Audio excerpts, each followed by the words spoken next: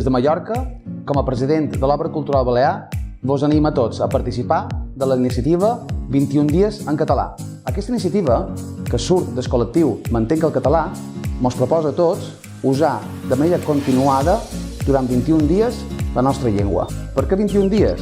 Perquè és el temps que s'estima que necessitam perquè un hàbit se consolidi. I és que l'objectiu de la campanya és precisament aquest: adquirir l'hàbit de no canviar de llengua en aquelles situacions en què habitualment avui en dia ho feim. Començaríem dia 23 d'abril i duraria com a mínim fins dia 13 de maig. Ara bé, es tracta evidentment de mantenir i adquirir un hàbit que ha de perdurar independentment del final d'aquesta campanya. Vos animam a tots a formar part d'aquesta campanya. Fora por, que segur que entre tots ho aconseguim.